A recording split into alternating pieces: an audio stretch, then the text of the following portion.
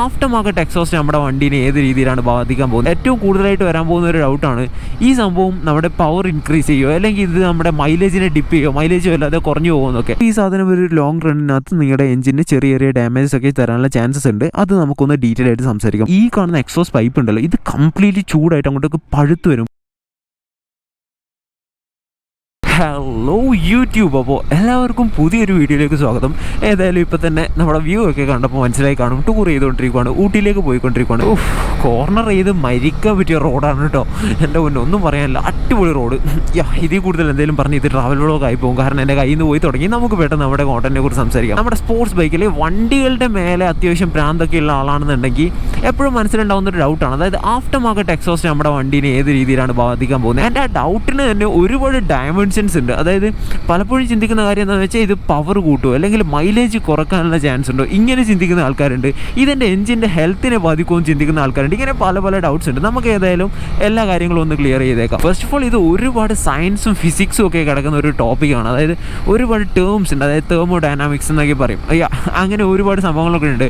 പക്ഷേ ഞാൻ ഇതൊക്കെ പറഞ്ഞിട്ട് നിങ്ങളെ അങ്ങോട്ടേ കൺഫ്യൂസ് ചെയ്ത് കഴിഞ്ഞാൽ കാര്യമായിട്ടൊന്നും മനസ്സിലാവാനായിട്ട് പോകുന്നില്ല. ഒരുമാതിരി തെലുങ്ക് സിനിമ സബ്ടൈറ്റിൽ ഇല്ലാതെ കാണുന്ന ആളുടെ അവസ്ഥയിലായിരിക്കും നിങ്ങളുണ്ടാവുക. അപ്പോൾ പിന്നെ നമുക്ക് ആ ഒരു വഴി ഒഴിവാക്കിയിട്ട് ഒരു ഫ്രണ്ടിനോട് പറയുന്ന രീതിയിൽ ഞാൻ നിങ്ങൾക്ക് കാര്യങ്ങളൊക്കെ പറഞ്ഞുതരാം. ഏറ്റവും കൂടുതലായിട്ട് വരാൻ പോകുന്ന ഒരു ഡൗട്ടാണ് ഈ സംഭവം നമ്മുടെ പവർ ഇൻക്രീസ് ചെയ്യുമോ അല്ലെങ്കിൽ ഇത് നമ്മുടെ മൈലേജിനെ ഡിപ്പ് ചെയ്യുമോ, മൈലേജ് വല്ലാതെ കുറഞ്ഞു പോകുന്നൊക്കെ. കംപ്ലീറ്റ് എക്സോസ് സിസ്റ്റം മാറി എന്നുള്ളതിൻ്റെ പേരിൽ ഒരുപാട് വലിയൊരു മൈലേജ് ഷോർട്ടേജോ അല്ലെങ്കിൽ ഒരു പവർ ഹൈക്കോ ഒന്നും നിങ്ങൾക്ക് കിട്ടാനായിട്ട് പോകുന്നില്ല. ഈ രണ്ടും ചുമ്മാ നിങ്ങൾക്ക് വരാൻ പോകുന്ന ഒരു ഫീലാണ്. അതിൻ്റെ റീസൺ എന്താണെന്ന് വെച്ചാൽ നമ്മുടെ ഒരു ആഫ്റ്റർ മാർക്കറ്റ് എക്സോസ്റ്റ് ചെയ്യുന്ന സമയത്ത് നമ്മുടെ വണ്ടി കുറച്ചുകൂടി അങ്ങോട്ടേക്ക് ലൗഡായിട്ട് മാറും. ആ ഒരു റൈഡ് ഫീൽ കംപ്ലീറ്റ്ലി അങ്ങോട്ടേക്ക് മാറും. ഈ ഒരു സൗണ്ടും ആ ഒരു ആവേശത്തിൽ നമ്മൾ അത്യാവശ്യം നല്ല രീതിയിൽ ആക്സിലറേറ്റ് ചെയ്യുമ്പോൾ ഓഫ് കോഴ്സ് ഓട്ടോമാറ്റിക്കലി നമ്മൾ പഴയതിനേക്കാളും കുറച്ചുകൂടി ഫാസ്റ്റായിട്ടാണ് എപ്പോഴും വണ്ടി ഓടിച്ചുകൊണ്ടിരിക്കുന്നത്. ആ ഒരു റീസൺ നമ്മൾ ഈ വണ്ടിയുടെ പവർ കൂടിയിട്ടുണ്ട് എന്നുള്ള ഒരു ഫീല് നമുക്ക് തരും. അറ്റ് ദ സെയിം ടൈം നമ്മൾ അത്യാവശ്യം നല്ല കൈയൊക്കെ കൊടുത്ത് പവറൊക്കെ പിടിച്ച് പോകുന്ന സമയത്ത് മൈലേജ് അങ്ങോട്ടേക്ക് ഡിപ്പ് ചെയ്യും. അത് ഒരിക്കലും ഈ ഒരു എക്സോസ്റ്റ് വെച്ചതിൻ്റെ കാരണമല്ല, നിങ്ങളുടെ ആക്സിലറേഷനകത്ത് വന്നിരിക്കുന്ന ചേഞ്ച് കാരണമാണ് ആ ഒരു സംഭവം സംഭവിച്ചുകൊണ്ടിരിക്കുന്നത്. ബാക്കി കാര്യങ്ങളെ നമുക്ക് ഇവിടെ വെച്ചിട്ട് സംസാരിച്ചിട്ട് മുന്നോട്ട് പോകും. അല്ലാന്നുണ്ടെങ്കിൽ ഈ വീഡിയോ എടുത്ത് തീരത്തില്ല. ബിക്കോസ് ഈ സംഭവം നോക്കിയേ, ഇതൊക്കെ കണ്ടിട്ട് എനിക്ക് എങ്ങനെ ഇതിനകത്ത് കോൺസെൻട്രേറ്റ് ചെയ്യാൻ പറ്റുക, നിങ്ങൾ തന്നെ പറഞ്ഞു.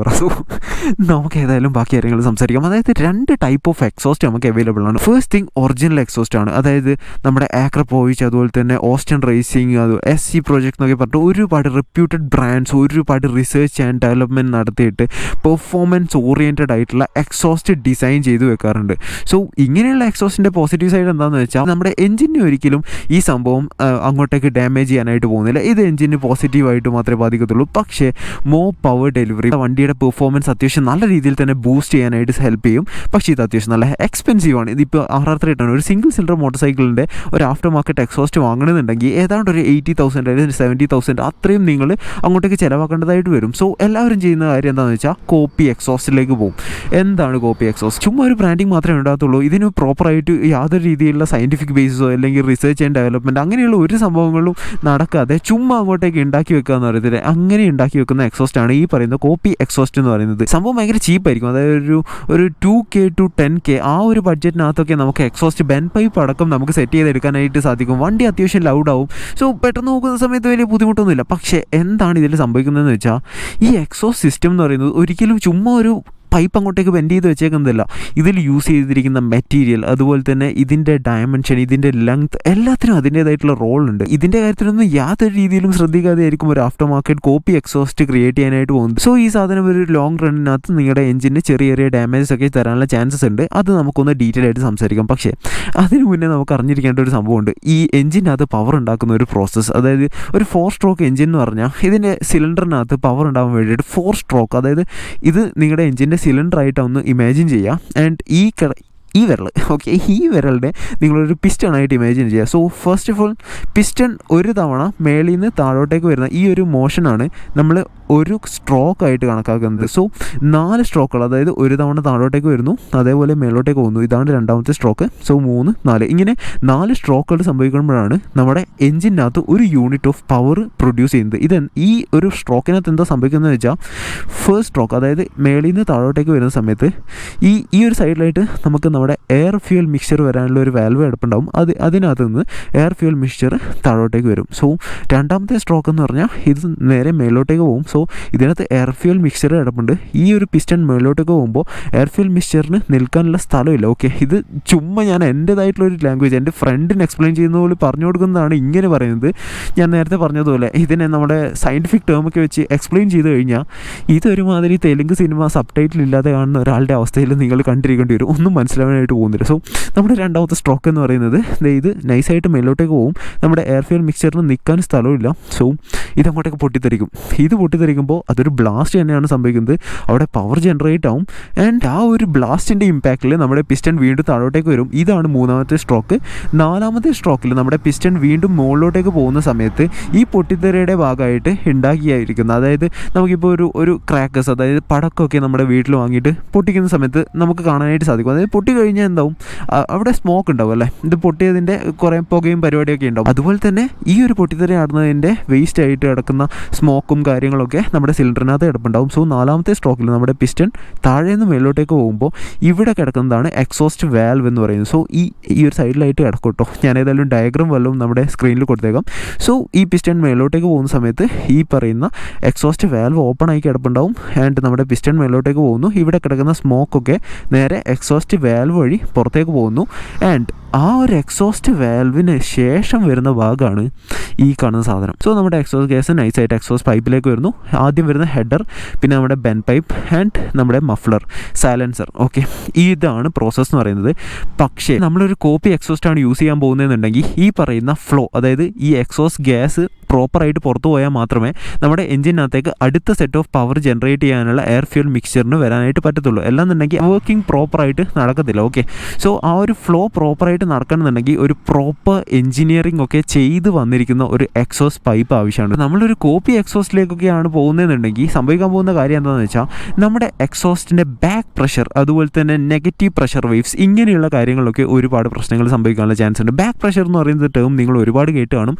സംഭവം ഭയങ്കര സിമ്പിളാണ് കേട്ടോ. നമ്മുടെ കമ്പഷൻ ചേമ്പർ, അതായത് നമ്മുടെ ഈ ബ്ലാസ്റ്റ് ഒക്കെ നടക്കുന്ന ആ ഒരു ഏരിയ ഉണ്ടല്ലോ, അവിടെയാണ് കമ്പഷൻ ചേമ്പർ എന്ന് പറയുന്നത്. സോ കമ്പഷൻ ഒക്കെ നടന്നു, പൊട്ടിത്തെറിച്ചു, കമ്പഷൻ ചേമ്പറിലേക്കുള്ള പരിപാടിയൊക്കെ കഴിഞ്ഞു. ചേമ്പറിൽ നിന്ന് നേരെ നമ്മുടെ വാൽവ് വഴി എക്സോസ്റ്റ് പൈപ്പിലേക്ക് നമ്മുടെ ഗ്യാസ് വന്നു കഴിഞ്ഞാൽ ഇതിൻ്റെ ഒരു മോഷൻ ഉണ്ട്, അതായത് ഇതിനൊരു മൂവ്മെൻ്റ് ഉണ്ട് അല്ലേ, അതായത് പൈപ്പ് വഴി പുറത്തേക്ക് വരുന്ന ഒരു മൂവ്മെൻ്റ് ഉണ്ട്. ആ ഒരു മൂവ്മെൻറ്റിനെ സ്മൂത്തായിട്ട് പുറത്തേക്ക് കളയാൻ വേണ്ടിയിട്ട്, അല്ലെങ്കിൽ ആ ഒരു എക്സോസ്റ്റ് ഗ്യാസിനൊരു പ്രോപ്പർ വെലോസിറ്റി, യൂണിഫോം ആയിട്ടുള്ള ഒരു വെലോസിറ്റി പ്രൊവൈഡ് ചെയ്യാൻ വേണ്ടിയിട്ട് നമ്മുടെ എക്സോസ്റ്റ് പൈപ്പിനകത്ത് തന്നെ സെറ്റ് ചെയ്ത് വെച്ചേക്കുന്നത്, അല്ലെങ്കിൽ എക്സോസ്റ്റ് പൈപ്പിൻ്റെ ഡയമീറ്റർ കാരണം ഇതിനകത്ത് തന്നെ ഉണ്ടാക്കുന്ന ഒരു റെസിസ്റ്റീവ് ഫോഴ്സിനെയാണ് നമ്മൾ ബാക്ക് പ്രഷർ എന്ന് പറയുന്നത്. അതായത് നമ്മൾ ചുമ്മാ ഒരു എക്സോസ്റ്റ് പൈപ്പൊക്കെ ഇട്ട് വെച്ച് കഴിഞ്ഞാൽ അതിൻ്റെ ഡയമീറ്ററൊക്കെ ചിലപ്പോൾ ഭയങ്കര കൂടുതലോ, അല്ലെങ്കിൽ ഒരു പ്രോപ്പർ എഞ്ചിനീയറിംഗ് ഒന്നും ഇല്ലാത്തത് കാരണം ഇത് ഈ ഒരു എഞ്ചിന് സ്യൂട്ടബിൾ ആയിട്ടുള്ള ഒരു ടൈപ്പ് ഓഫ്, അല്ല അതിൻ്റെ സൈസ് ഒന്നും പ്രോപ്പർ ആയിരിക്കണം എന്നില്ല.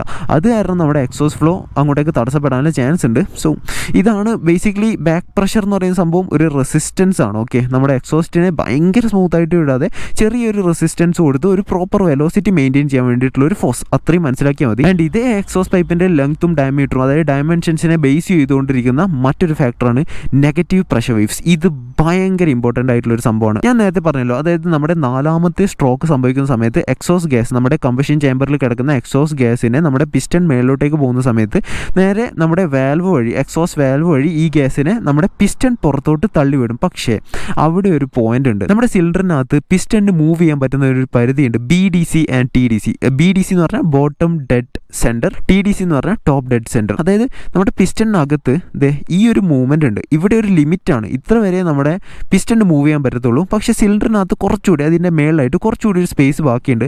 സോ ആ ഒരു ഏരിയയിലുള്ള എക്സോസ്റ്റ് ഗ്യാസിനെ പുറന്തള്ളാൻ നമ്മുടെ പിസ്റ്റണിനെ കൊണ്ട് സാധിക്കത്തില്ല.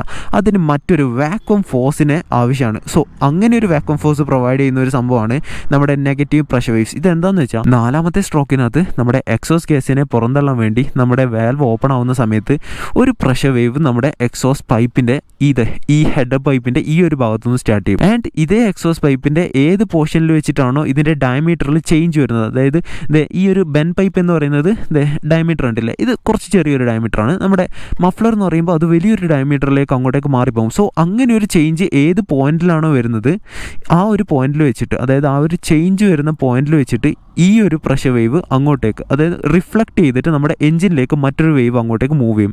ഇതിനെയാണ് നെഗറ്റീവ് പ്രഷർ വേവ് എന്ന് പറയുന്നത്. സോ ഈ മൂവ് ചെയ്ത് എഞ്ചിനിലേക്ക് പോയിക്കൊണ്ടിരിക്കുന്നത് ഒരു വാക്വം ഫോഴ്സ് ആണ്. വാക്വം ഫോഴ്സ് എന്ന് വെച്ചാൽ നിങ്ങൾ ഈ വാക്വം ക്ലീനർ എന്നൊക്കെ കേട്ട് കാണത്തില്ലേ, അതായത് നമ്മൾ ഒരു സാധനത്തിനെ വലിച്ചെടുക്കാൻ കേപ്പബിൾ ആയിട്ടുള്ള ഒരു സംഭവം, അതിന് ഒരു സക്ഷൻ പവർ കിടപ്പുണ്ടാവും. ഇതിനകത്ത് വരുന്ന പോയിന്റ് എന്താണെന്ന് വെച്ചാൽ ഈ പറയുന്ന ആ ഒരു വാക്വം ഫോഴ്സ് ഉണ്ടല്ലോ, അത് പ്രോപ്പറായിട്ട് ഈ വാൽവ് ക്ലോസ് ആവുന്നതിന് മുന്നേ ആ ഒരു ഭാഗത്തേക്ക് എത്തിയാൽ മാത്രമേ ഈ പറയുന്ന വാക്വം ഫോഴ്സിനെ കൊണ്ട് അകത്ത് കിടക്കുന്ന വേസ്റ്റ് ആയിട്ടുള്ള എക്സോസ്റ്റ്, ആക്ച്വലി അത് കാർബൺ ആണ്, ഓക്കെ, ആ ഒരു പുകയും കാര്യങ്ങളൊക്കെ പുറത്തേക്ക് വലിച്ചെടുക്കണമെന്നുണ്ടെങ്കിൽ അത് പ്രോപ്പർ ടൈമിങ്ങിൽ ഈ ഒരു സംഭവമൊക്കെ പ്രോപ്പറായിട്ട് നടന്നിരിക്കും. ഇത് ഫ്രാക്ഷൻ ഓഫ് സെക്കൻഡ്സിൽ നടക്കുന്ന കാര്യമാണ്. അത്രയും സയൻസ് കിടക്കുന്ന ഒരു സംഭവമാണ്. സോ ഈ ഒരു ലെങ്ത്തിൽ വരുന്ന വ്യത്യാസവും അതുപോലെ തന്നെ ഇതിൻ്റെ ഡയമീറ്ററിൽ വരുന്ന ചേഞ്ചസും ഒക്കെ ഇതിനെ എത്രത്തോളം എഫക്റ്റ് ചെയ്യുമെന്ന് നിങ്ങൾക്ക് മനസ്സിലായി കാണുമെന്ന് പ്രതീക്ഷിക്കുന്നു. സോ ഈ ഒരു നെഗറ്റീവ് പ്രഷർ വേവ് പ്രോപ്പറായിട്ട് സംഭവിക്കുന്നില്ല, നിങ്ങളുടെ ഒരു ആഫ്റ്റർ മാർക്കറ്റ് കോപ്പി എക്സോസ്റ്റ് ഇട്ടു നിങ്ങൾക്ക് നെഗറ്റീവ് പ്രഷർ വേവ് പ്രോപ്പറായിട്ട് സംഭവിക്കുന്നത് ഇല്ല എന്നുണ്ടെങ്കിൽ എന്താ സംഭവിക്കാൻ പോകുന്നതെന്ന് വെച്ചാൽ നിങ്ങളുടെ എഞ്ചിനകത്തുള്ള കാർബൺ ഡെപ്പോസിറ്റ്സ് കൂടും. പൊതുവെ ഒരു 30,000 കിലോമീറ്റേഴ്സിൻ്റെ ഗ്യാപ്പിൽ എല്ലാ ബൈക്കിനും നമ്മുടെ നോർമൽ സർവീസിൻ്റെ കൂടെ നമ്മുടെ സർവീസ് സെൻറ്ററിൽ നിന്ന് ഡീകാർബണൈസേഷൻ എന്ന് പറഞ്ഞൊരു പ്രോസസ്സ് ചെയ്തു തരും. ഇതെന്താണെന്ന് വെച്ചാൽ വണ്ടിക്കകത്ത് കിടക്കുന്ന കാർബൺ, ഇതിനകത്ത് പൊട്ടിത്തെറിയും പരിപാടിയൊക്കെ നടക്കുന്നതല്ലേ, സോ അതിൻ്റെ ചാരവും പരിപാടികളൊക്കെ ഉണ്ടാവും, അതൊക്കെ മാറ്റാൻ വേണ്ടിയിട്ടുള്ള ഒരു പ്രോസസ്സാണ്. പക്ഷേ ഈ തരത്തിൽ നമ്മുടെ ഒരു ആഫ്റ്റർ മാർക്കറ്റ് കോപ്പി എക്സോസ്റ്റ് ചെയ്ത വണ്ടിയാണെന്നുണ്ടെങ്കിൽ ഈ പറയുന്ന കാർബൺ ഒന്നും പ്രോപ്പറായിട്ട് പോകത്തില്ല, അങ്ങനെയുള്ള പ്രശ്നങ്ങളൊക്കെ വരാനുള്ള ചാൻസസ് ഉണ്ട്. അത് കാരണം ഡീകാർബണൈസേഷൻ നമ്മൾ പെട്ടെന്ന് ചെയ്തു കൊടുക്കേണ്ടതായിട്ട് വരും. സോ അതാണ് മറ്റൊരു കാര്യം. ഇപ്പോൾ തന്നെ നിങ്ങൾക്ക് ഏതാണ്ട് ഒരു ഐഡിയ കിട്ടി കാണും, എഞ്ചിൻ്റെ ആ ഒരു പ്രോപ്പറായിട്ടുള്ള വർക്കിംഗ് നടക്കാനായിട്ട് പോകുന്നില്ല. ഒരു കോപ്പി എക്സോസ്റ്റ് ഇട്ട് കഴിഞ്ഞാൽ എഞ്ചിൻ ഒരു ലോങ് റണ്ണിൽ പണി കിട്ടും എന്നുള്ളതിന് നിങ്ങൾക്ക് ഇപ്പോൾ തന്നെ ഏതാണ്ട് ഒരു ഐഡിയ ആയിട്ട് കാണുമെന്ന് പ്രതീക്ഷിക്കുന്നു. ഇനിയുമുണ്ട് കാര്യങ്ങൾ. ഇതിൻ്റെ മെറ്റീരിയൽ, അതായത് നമ്മുടെ എക്സോസ് പൈപ്പ് യൂസ് ചെയ്തിരിക്കുന്ന മെറ്റീരിയൽ, നിങ്ങൾക്കിപ്പോൾ ഞാൻ എൻ്റെ സ്ക്രീനിലൊരു വീഡിയോ ഏതായാലും മെൻഷൻ ചെയ്തേക്കാം. എൻ്റെ RR310 ഫസ്റ്റ് ഗിയറിൽ ചുമ്മാ ക്ലച്ച് വിട്ടതിന് ശേഷം ഉണ്ടാകുന്ന ഒരു സംഭവമാണ് ഈ കാണുന്ന എക്സോസ് പൈപ്പ് ഉണ്ടല്ലോ, ഇത് കംപ്ലീറ്റ്ലി ചൂടായിട്ട് അങ്ങോട്ടേക്ക് പഴുത്ത് വരും. കാരണം ഇതൊരു ടൈറ്റാനിയമാണ്, ഓക്കെ, ടൈറ്റാനിയം മെറ്റീരിയലാണ് യൂസ് ചെയ്തിരിക്കുന്നത്. അതിപ്പോൾ ഓരോ മാനുഫാക്ചേഴ്സും അവരുടെ വണ്ടിയുടെ ക്യാപ്പബിലിറ്റി അല്ലെങ്കിൽ എഞ്ചിൻ്റെ ക്യാപ്പബിലിറ്റി അനുസരിച്ചിട്ട് പല മെറ്റൽസാണ് നമ്മുടെ എക്സോസ് പൈപ്പിൽ യൂസ് ചെയ്യാനായിട്ട് പോകുന്നത്. ബിക്കോസ് സ്റ്റീൽ പോലെ ഏതെങ്കിലും ഒരു മെറ്റൽ യൂസ് ചെയ്ത് ഒരു ഹെവി എഞ്ചിൻ, അതായത് നമ്മുടെ 390 അല്ലെങ്കിൽ ഈ RR310 പോലെ അത്യാവശ്യം പെർഫോമൻസ് ഒക്കെ ഉണ്ടാക്കാൻ കേപ്പബിൾ ആയിട്ടുള്ള ഒരു എഞ്ചിൻ ക്രിയേറ്റ് ചെയ്തിട്ട് ഏതെങ്കിലും ഒരു ചീപ്പ് ക്വാളിറ്റി മെറ്റീരിയൽ വല്ലതും യൂസ് ചെയ്തിട്ട് ഒരു എക്സോസ് പൈപ്പ് ഉണ്ടാക്കി കഴിഞ്ഞാൽ അത് നമ്മുടെ എഞ്ചിൻ്റെ ഓപ്പറേറ്റിംഗ് ടെമ്പറേച്ചറിനെ ബാധിക്കും. എഞ്ചിൻ ഹെഡറിൽ ചൂടുണ്ടാവുക, അതായത് ഓവർ ഹീറ്റ് ആവുക, എഞ്ചിൻ കംപ്ലീറ്റ്ലി അങ്ങോട്ടേക്ക് ഓവർ ഹീറ്റ് ആവുക, ഇങ്ങനെ ഒരുപാട് പ്രശ്നങ്ങൾ ഉണ്ടാവാനുള്ള ചാൻസസ് ഉണ്ട്. സോ ഈ ഒരു എക്സോസ് പൈപ്പിൻ്റെ മെറ്റീരിയൽ എന്ന് പറഞ്ഞാൽ ചുമ്മാ ഒരു സംഭവമൊന്നുമല്ല, ഇത് ഹീറ്റ് കൺവെക്ഷൻ അതുപോലെ തന്നെ ടർബുലൻസ് അങ്ങനെ പറഞ്ഞിട്ട് ഒരുപാട് സയൻസ് ഒക്കെ കിടപ്പുണ്ട്. സോ ഓവർ ഹീറ്റ് ആവാനുള്ള ചാൻസസ് ഒക്കെ ഭയങ്കര കൂടുതലാണ്, അത് എഞ്ചിൻ ലൈഫിനെ ബാധിക്കാനുള്ള ചാൻസ് ഉണ്ട്. സോ ഒരു ലോങ് റണ്ണിനകത്ത് എന്തായാലും നിങ്ങളുടെ എക്സോസ് പൈപ്പ് വല്ല ലോക്കൽ സാധനം ഇട്ട് കഴിഞ്ഞാൽ പണി കിട്ടും.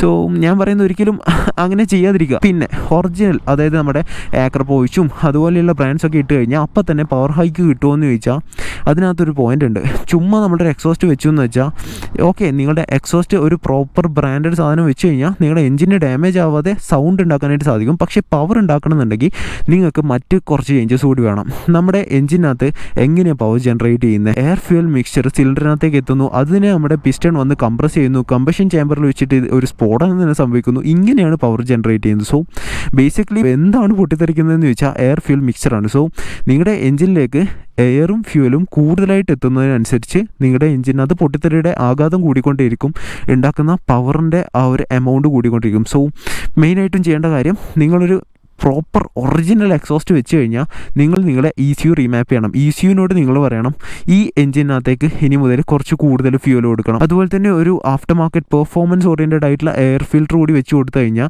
കൂടുതൽ എയറും ഫ്യൂലും എഞ്ചിനിലേക്ക് എത്തും. അത് പ്രോപ്പറായിട്ട് ഇവിടെ അങ്ങോട്ടേക്ക് കമ്പഷൻ സംഭവിക്കും, പവർ ജനറേറ്റ് ചെയ്യും. നിങ്ങളിപ്പോൾ കൊടുത്തിരിക്കുന്ന ഒറിജിനൽ ആഫ്റ്റർ മാർക്കറ്റ് എക്സോസ്റ്റ് ആണെന്നുണ്ടെങ്കിൽ ആ ഒരു സംഭവം പ്രോപ്പറായിട്ട് അതിനെ മാനേജ് ചെയ്തോളും. നിങ്ങളുടെ എഞ്ചിനെ ഒരിക്കലും ഡാമേജ് ചെയ്യാതെ തന്നെ അത്യാവശ്യം നല്ല രീതിയിലുള്ള ഒരു പവർ ഔട്ട്പുട്ട് ക്രിയേറ്റ് ചെയ്യാൻ പറ്റുന്ന ഒരു മെത്തേഡാണ് ഇതെന്ന് പറയുന്നത്. സോ കോപ്പി എക്സോസ്റ്റ് വെച്ച് കഴിഞ്ഞാൽ എന്തൊക്കെയാണ് സംഭവിക്കാമെന്നും അങ്ങനെയുള്ള ഡീറ്റെയിൽസ് കാര്യങ്ങളൊക്കെ നിങ്ങൾക്ക് മനസ്സിലായി കാണുമെന്ന് പ്രതീക്ഷിക്കുന്നു. വീഡിയോ ബോറിംഗ് ആയിരുന്നോ? ഏതായാലും ഒന്ന് കമൻറ്റ് ചെയ്യാം കേട്ടോ. കാരണം ഇങ്ങനെയൊരു ട്യൂട്ടോറിയൽ വീഡിയോ ഞാൻ ആദ്യമായിട്ടാണ് ചെയ്യുന്നത്. സോ അതിൻ്റേതായിട്ടുള്ള പ്രശ്നങ്ങളൊക്കെ ഉണ്ടാകുമെന്ന് വിചാരിക്കുന്നു. സോ ഏതായാലും വീഡിയോ ഇഷ്ടപ്പെട്ട് കാണുമെന്ന് പ്രതീക്ഷിക്കുന്നു. ഇഷ്ടപ്പെട്ടാൽ ലൈക്ക് ചെയ്തും ഷെയർ ചെയ്തും സബ്സ്ക്രൈബ് ചെയ്തൊക്കെ ജസ്റ്റ് ഒന്ന് സപ്പോർട്ട് ചെയ്യാം. ഇനിയിപ്പോൾ ഏതായാലും മറ്റൊരു വീഡിയോയുമായി മറ്റൊരു സമയത്ത് കാണാം. അതിപ്പോൾ എന്താണെന്നൊന്നും വലിയ ഐഡിയ ഇല്ല, ഏതായാലും കാണാം കേട്ടോ. അപ്പോൾ മറ്റൊരു വീഡിയോയുമായി കാണാം. അതുവരേക്കും ഗുഡ് ബൈ.